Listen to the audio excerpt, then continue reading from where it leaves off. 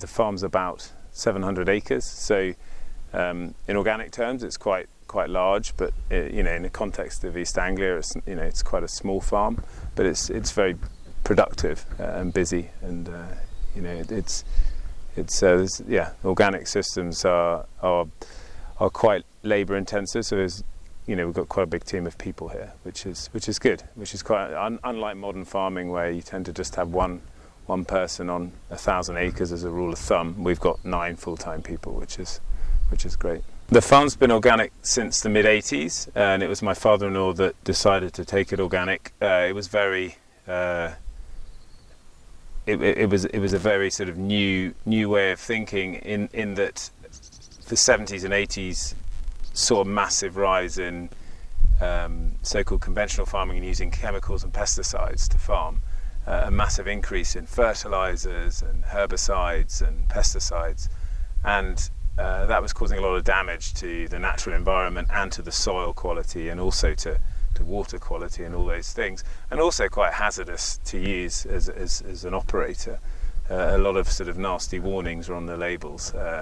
So I think when he started hearing about organics, he thought it was quite interesting, and it was maybe a better way to grow crops and use your main asset, which is your soil. So he got into it then, and it was a tiny start, but as all sort of new sort of industries, it grew very quickly.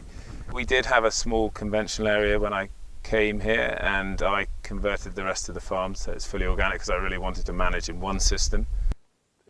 We grow a lot of different veg that are suited to the land, so we grow onions, potatoes, parsnips, carrots and beetroot, and we also grow a bit of barley as well. Onions is our sort of main crop, brown and red onions, which is probably the hardest crop to grow organically as well, because they're very uncompetitive. They're just like a very small thin leaf, so weeds can outcompete them very easily. They're not like a broad canopy crop like potatoes or carrots, which we do grow, which get away and they're a lot more vigorous. Onions take a long time to get going, so they're quite challenging. Yeah, but we mainly focus on roots because the soil is sandy, so it's what really what we should be growing here. And it's very good sort of parsnip and carrot land because it's very sandy and free draining.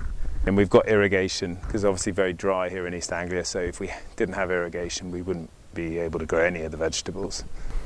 A lot.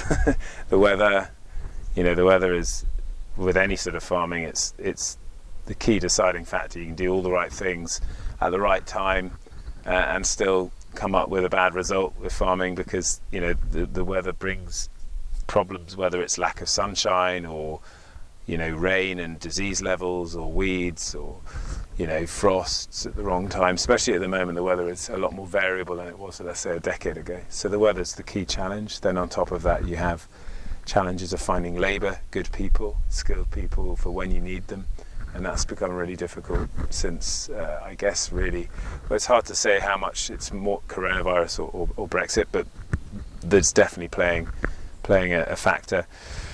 And also just running any business, juggling lots of different balls. You're effectively wearing a lot of hats as a farmer. You're doing all the sales and marketing and finance as well as all the growing.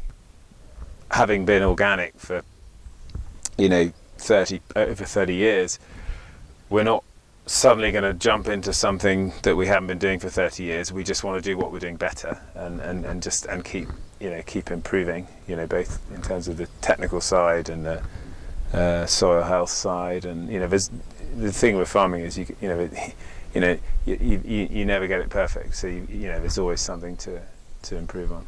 I only deal with people that are dedicated organic, because then they actually understand what you're doing and want what you're doing, as opposed to you're trying to sell something that people have to stock but don't really believe in it or don't see the value in it. And so Organic North are definitely someone we've been really pleased to deal with, because they understand what we're doing and why, and that's quite a good place to start.